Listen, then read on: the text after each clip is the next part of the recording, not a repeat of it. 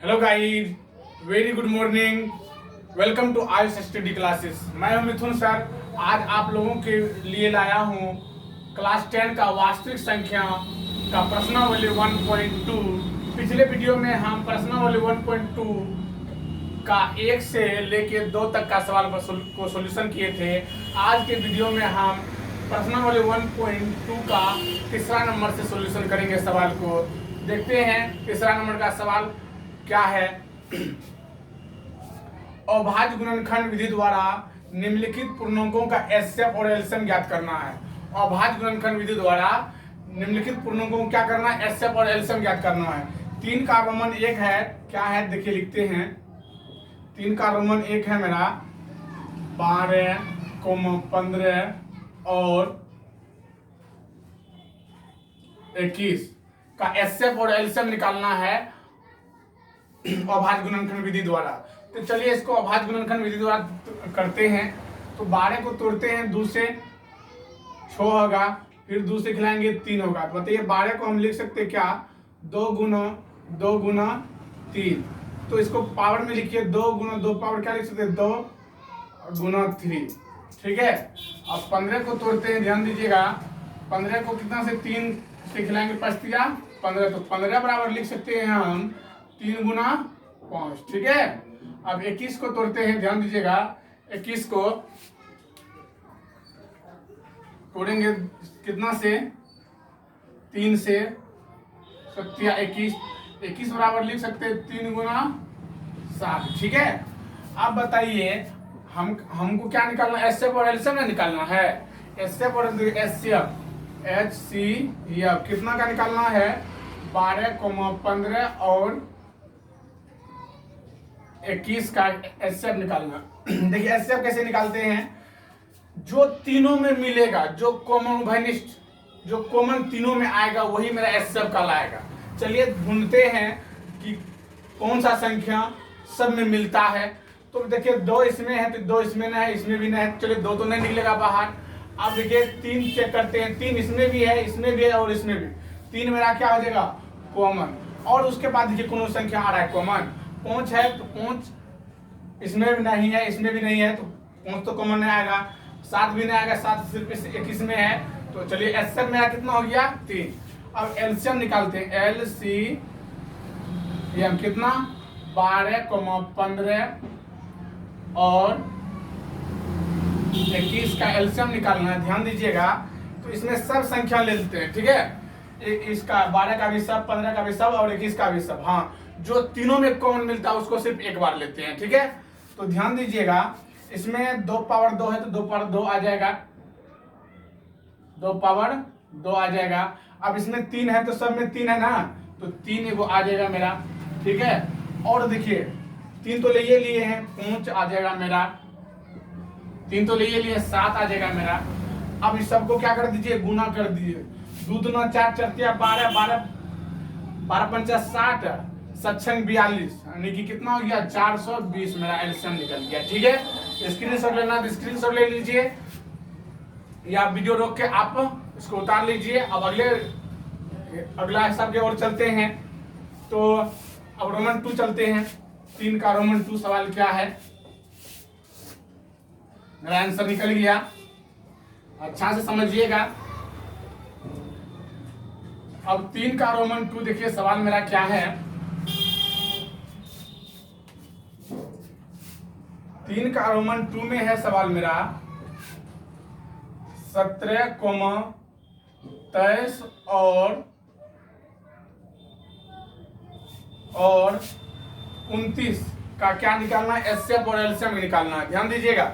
अब 17 को अभाज्य गुणनखंड के रूप में तोड़ेंगे। बताइए किसी संख्या से खाएगा? नहीं खाएगा, तो 1 से किसी में नहीं तो 1 से हमेशा खेबे करेगा। तो 17 कौन 17 हो जाएगा। 17 को हम बताइए क्या लिख सकते हैं? 1 गुना 17 लिख सकते हैं। अब 23 को खिलाएंगे बने जुट 1 से, 23 का 23 हो जाएगा। बताइए 23 को हम क्या लिख सकते हैं? 1 गुना 23। अब 29 को तोड़ेंगे, बताइए 29 को जुट 1 से, तो 29 को बताइए क्या लिख सकते हैं? 29 बराबर 1 गुना 29। तो एचसीएफ मेरा हो जाएगा, ध्यान दीजिएगा, एचसीएफ निकाल रहे हैं 17, 23 और 29 का बताइए तीनों में बताइए क्या मिलता है हमको, एक एक एक, तीनों में एक मिलता है, एक मेरा एचसीएफ हो जाएगा। नहीं कुछ कॉमन तो एक हमेशा आइबे करेगा, ठीक है। अब एलसीएम निकालते हैं, LCM,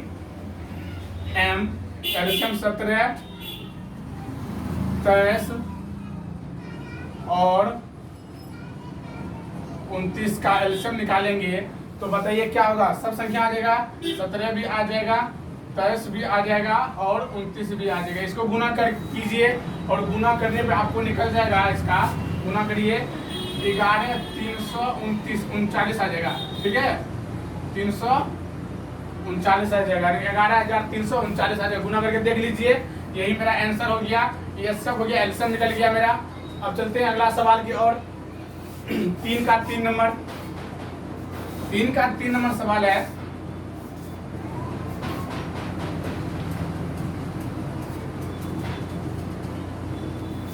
अब देखिए 3 का 3 सवाल क्या है मेरा, 3 का रोमन 3 में है 8 है और 9 है और क्या है मेरा 25 है ना, 25 है। देखिए इसका क्या निकालना है हमको, एचसीएफ और एलसीएम निकालना है। चलिए 8 को तोड़ते हैं, 2 से 4 हो जाएगा, 2 से खिलाएंगे कितना हो जाएगा, 2 हो जाएगा। तो 8 को क्या लिख सकते हैं, 2 गुना 2 तो बताइए 2 क्या गो है, 3 गो है ना, 2 के पावर क्या लिख सकते हैं, 3। अब 9 को तोड़ेंगे हम, बताइए 3 से 3 किया 9, तो 9 को लिख सकते हैं 3 गुना 3, बताइए 9 बराबर, बताइए इसको किस प्रकार लिख सकते हैं, 3 क्या हुआ है, 2 को ना, 3 की पावर क्या लिख सकते हैं, 2। अब 25 को तोड़ते हैं, 5 से 25, तो 25 को हम क्या लिख सकते हैं, 5 गुना 5, ठीक है। तो इसको लिख सकते हैं 5 की पावर 2, ठीक है। अब हमको एचसीएफ निकालना है, एचसीएफ 8, 9 और 25 का एचसीएफ निकालना है। ध्यान दीजिएगा एचसीएफ कैसे निकालेंगे, जो तीनों में जो कॉमन आता है, तीनों में मिलता है, वही मेरा एचसीएफ हो जाता है। इसमें 2 है, इसमें 3 है, इसमें 5 है, कॉमन कुछ आ रहा है, हम बताएं अगर कॉमन कोनो चीज नहीं आए, नहीं कुछ तो कॉमन एक आता है, याद रखिएगा। इसको हम लिख सकते हैं 2 गुना 1, 3 गुना 1, कोई फर्क पड़ेगा बताइए, नहीं कुछ तो हर संख्या में एक गुना रहता है, तो मेरा एचसीएफ कितना निकल जाएगा, 1। अब एलसीएम निकालते हैं, एलसीएम कितना जाएगा, 8, 9 और 25 का। ध्यान दीजिएगा सब संख्या ले लेते हैं ना, 2 को पावर क्या आ जाएगा, 3 आ जाएगा और 3 पे पावर 2 पे पावर 3 पे पावर 2 आ जाएगा, गुना 5 पे पावर 2 आ जाएगा। गुना करते हैं इसको, 2 8 हो जाएगा, 2 को 3 बार 2 गुना 3 बार कीजिएगा, 8 हो जाएगा, 8 गुना 9 और गुना 25, 8 गुना 9 गुना 25 कीजिए, देखिए 9 8 72 गुना 25 करते, ध्यान दीजिए फर्स्ट कर रहे हैं, 5 गुना 10 के 0 वगैरह 1, 7 35 35 1 36। अब दूसरे करते 2 गुना 4 और 7 गुना 14, तो कितना हो गया 0, 6 4 10 के 0 वगैरह 1 और 4 3 7 1 8 8 1, कितना हो गया मेरा 1800 निकल गया ना, 1800 मेरा आंसर हो गया, ठीक है। एचसीएफ और एलसीएम निकाल लिए। अब अगला सवाल की ओर चलते हैं, ठीक है। 3 का रोमन 1 हो गया, 3 का खत्म हो गया मेरा सवाल। 3 में 3 तो सवाल था, रोमन 1 रोमन 2 रोमन 3 बता दिए हैं। अब चौथा सवाल की ओर चलते हैं, ध्यान दीजिएगा चौथा नंबर क्या कर रहा है सवाल मेरा, 4 नंबर का सवाल है एचसीएफ 306,657 का दे दिया है 9 है, एलसीएम कार्य निकालने के लिए। ध्यान दीजिएगा 4 नंबर का सवाल दिया हुआ है, गिवन दे दिया है, एचसीएफ दिया है, गिवन दिया हुआ है, ध्यान दीजिएगा गिवन मेरा दिया हुआ है, क्या क्या दिया हुआ है, एचसीएफ दिया हुआ है, एचसीएफ क्या दिया, कितना दिया है 306,657 ना, 657 का कितना दिया है 9 दिया है। एलसीएम फाइंड मोड निकालने के लिए कह रहा है, फाइंड मोड निकालने के लिए कह रहा है, एलसीएम 306,657 का कड़ा निकालने के लिए याद करने के लिए, ठीक है। ये कड़ा निकालने के लिए चलिए जानते हैं, हम जानते क्या, हम आपको विन हम जो बताए थे सवाल, हम कल थ्योरी में बताए थे, दो संख्याओं का गुणनफल बराबर सूत्र होता है एचसीएफ गुना एलसीएम।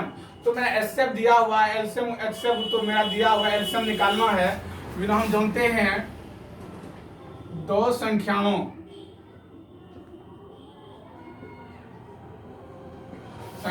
का गुणनफल बराबर होता है सूत्र एचसीएफ गुना एलसीएम, ठीक है। दो संख्या का गुणनफल कितना है मेरा 306 गुना 657, ठीक है। एचसीएफ मेरा कितना दिया हुआ है 9 गुना एलसीएम, एलसीएम तो निकालना है, एलसीएम 9 गुना में रहेगा तो भागा में 306 गुना 657 और बट्टा क्या हो जाएगा मेरा 9, इधर मेरा बच्चा क्या एलसीएम ना, एलसीएम। चलिए कटाते हैं हम, कटाते हैं इसको, 9 तिया 27, 9 तिया 27, घटाएंगे 10 में से 7 को कितना 3, 9 चौके 36, 34 ना हो गया। अब 34 गुना करेंगे 657, अब 657 और गुना कर दीजिए 34, चलिए गुना करते हैं। 7 चौके 28 के 8 बुगिरल 2, 55 20, 4 24 के 4 बुगिरल 2, 6 चौके 24 24 और 24 2 हो गया मेरा 26। अब 3 से गुना करते 7 21 के 1 बुगिरल 2, 5 15 15 2, 17 के 7 बुगिरल 1, 6 18 1 19, ठीक है। कितना हो गया मेरा 8 5 6 12 1 13, 3 बुगिरल 1, 9 2 11 1 12 2 बुगिरल 1 2, कितना मेरा निकल गया 22 358। मेरा एलसीएम कितना निकल गया 22 358, मेरा एलसीएम हो गया एलसीएम। तो हमारा फाइंड एलसीएम में करा था निकालने के लिए, अतः लिख देंगे, अतः हम लिख देंगे एलसीएम कितना कितना का 306, 657 का एलसीएम कितना निकल गया मेरा 22 358।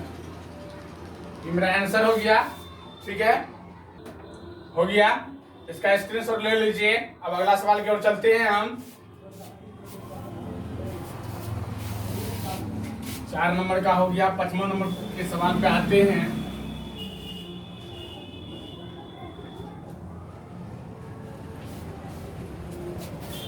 पांचवां नंबर का सवाल है, पांचवां नंबर का सवाल, जांच कीजिए कि क्या किसी भी प्राकृतिक संख्या n के लिए संख्या 6 पर पावर n अंक 0 पर समाप्त हो सकता है। कह रहा है 6 पावर, जांच कीजिए कि क्या किसी भी प्राकृतिक संख्या के लिए संख्या 6 पावर n अंक 0 पर समाप्त हो सकता है। तो ध्यान दीजिएगा आप, कोई भी प्राकृतिक संख्या 0 पर समाप्त हो सकता है यदि उसका जो है ना, यदि उसका अभाज्य गुणनखंड जो होना चाहिए 2 पे power m into 5 power n होना चाहिए। अधिक अभाज्य गुणनखंड सिर्फ उसका जो है ना 2 और 5 में टूटना चाहिए, तो वो क्या हो जाएगा 0 पे समाप्त होगा। अन्यथा अगर 2 और 5 के अलावा कोई भी संख्या आ जाएगा ना, वो 0 पे समाप्त नहीं होगा। चलिए हम इसको मान लेते हैं,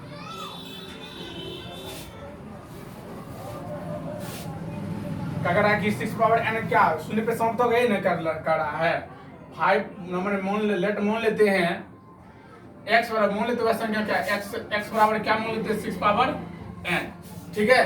चलिए 6 को तोड़ते हैं हम, 6 को तोड़ते हैं, बताइए 6 को तोड़ेंगे 2 और 3 में टूटेगा ना, तो x बराबर लिख सकते हैं 2 गुना 3, 2 गुना 3 पे पावर होल n लिख सकते हैं। बताइए x बराबर दोनों पे पावर n है, जिसको लिख सकते हैं 2 पावर n और गुना 3 पावर n लिख सकते हैं ना।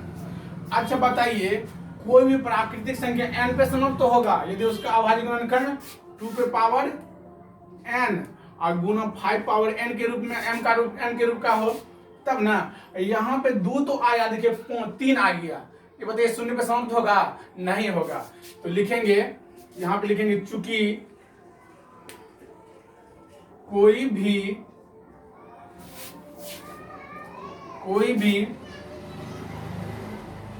प्राकृतिक संख्या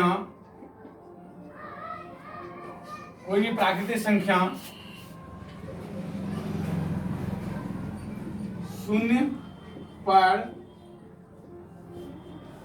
समाप्त हो सकता है यदि उसका अभाज्य गुणनखंड 2 पे power m into 5 power n के रूप का हो। यहाँ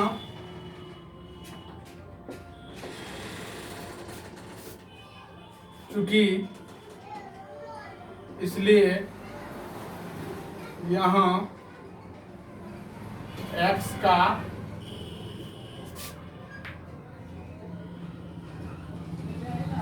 अभाज्य गुणनखंड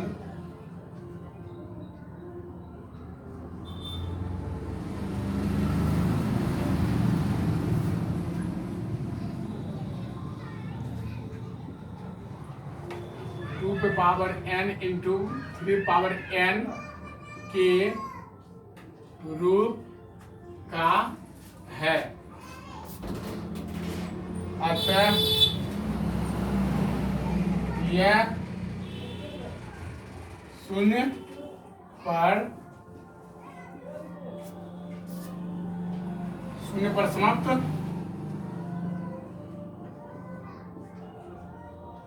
नहीं हो सकता। ठीक है, हो गया। अतः यह क्या होगा, यह प्राकृतिक संख्या जो है ना शून्य पे समाप्त नहीं हो सकता है। कोई भी प्राकृतिक संख्या शून्य पे समाप्त होगा यदि उसका अभाज्य गुणनखंड हम लिखा दे 2 पे power m into 5 power n के रूप का हो, तो वो संख्या जो है शून्य पे समाप्त हो सकता है। तो यहाँ पे इसका अभाज्य गुणनखंड 2 पे पावर n और 3 पे पावर n के रूप का आया, तो इसीलिए ही शून्य पे समाप्त नहीं हो सकता है। कॉपी कर लीजिए या स्क्रीनशॉट ले लीजिए। हम अगला सवाल की ओर चलते हैं। छठा सवाल,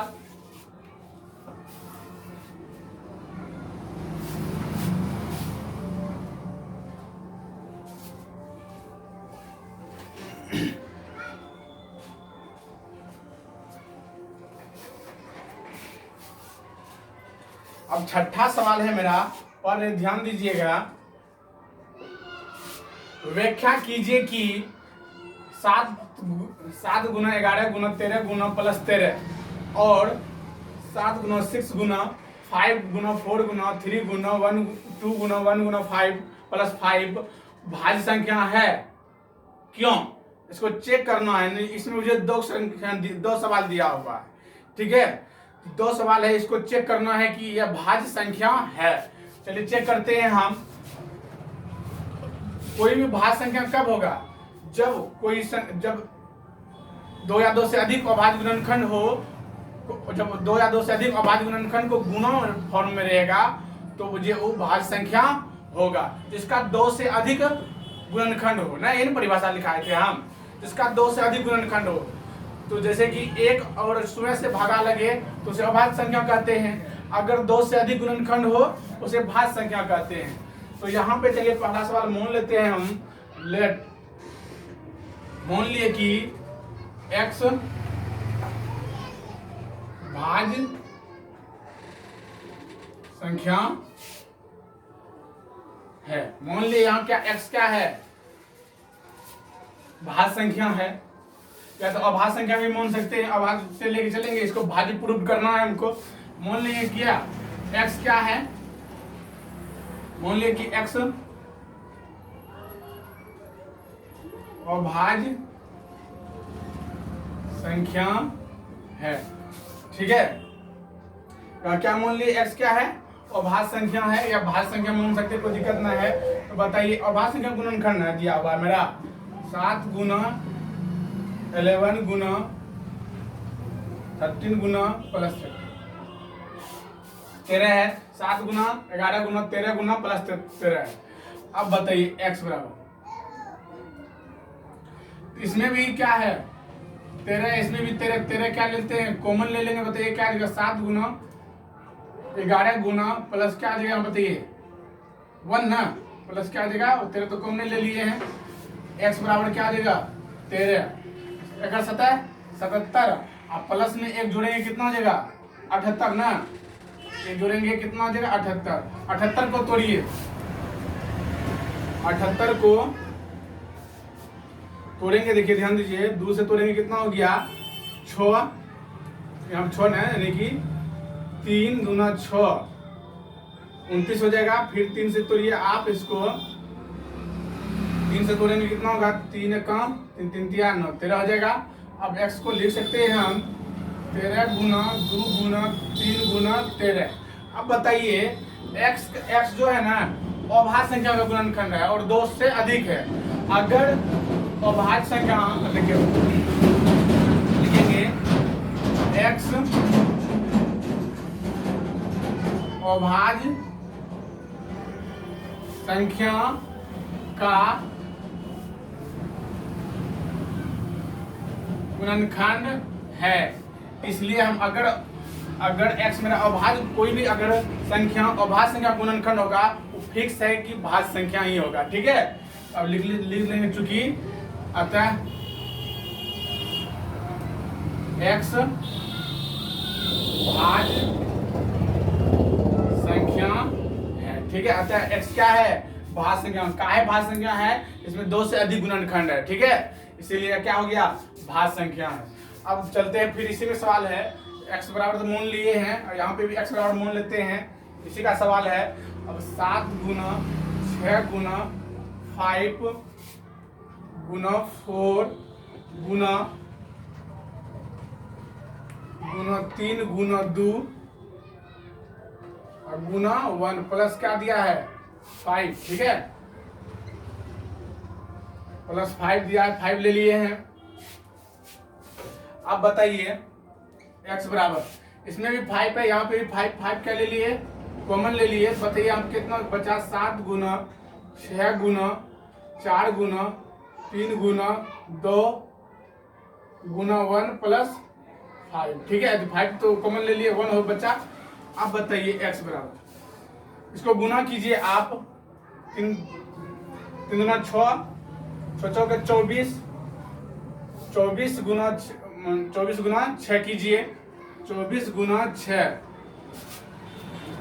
तो कितना हो गया मेरा 24 के 4 2 6 12 12 2 14, ठीक है, 12 2 14। अब फिर इसको कितना से गुना कीजिएगा 7 से, 7 चौके 28 के 8 बुगिरल 2, 7 चौके 28 28 2 30 के 0 बुगिरल 3 7 7 3 10, ठीक है। 100 कितना निकल गया मेरा 1008 निकल गया।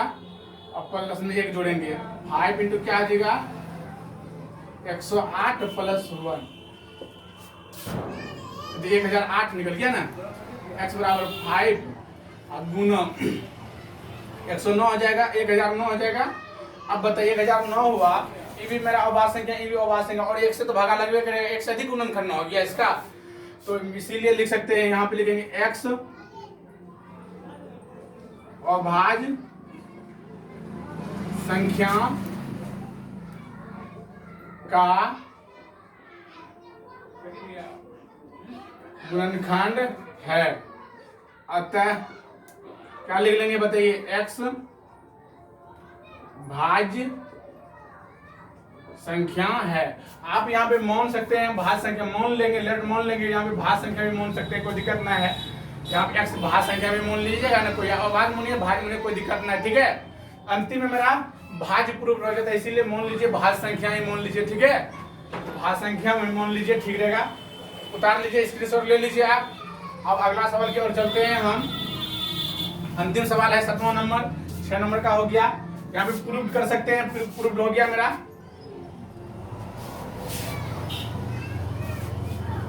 अब देखिए मेरा अगला सवाल क्या है।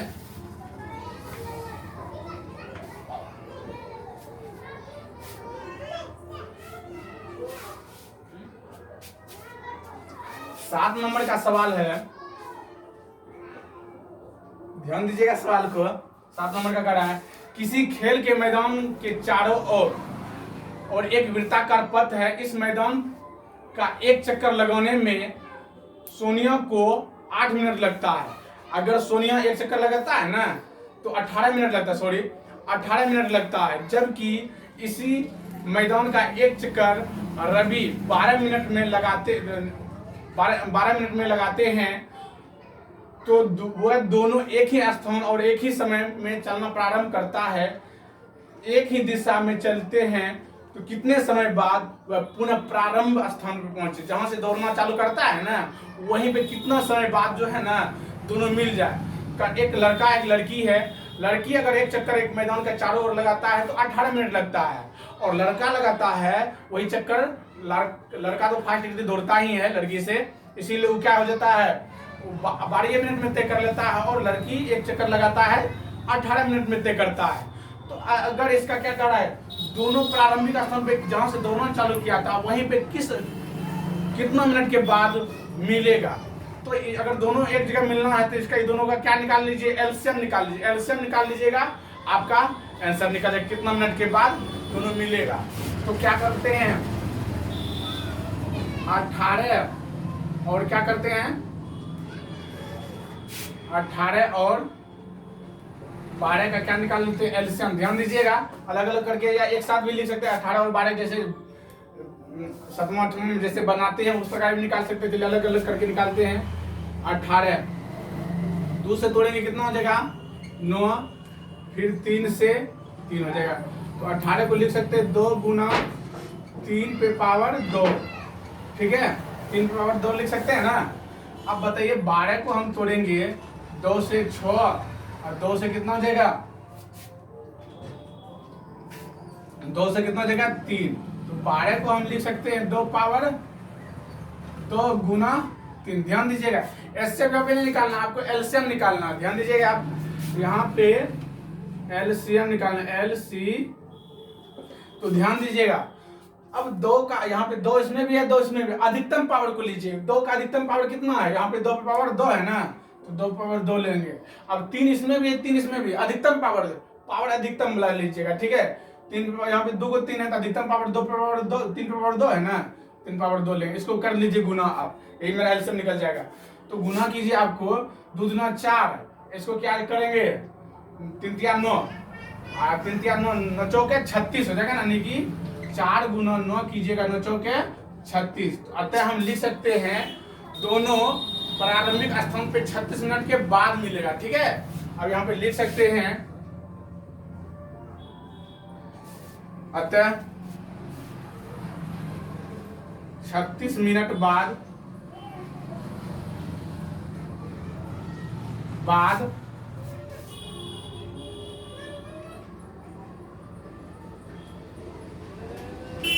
प्रारंभिक स्थान पर मिले। आज के वीडियो में इतना ही। अगर आपको वीडियो अच्छा लगे लाइक कमेंट शेयर जरूर करें, और मेरा चैनल को सब्सक्राइब, आयुष स्टडी क्लासेस को सब्सक्राइब करना नहीं भूलें।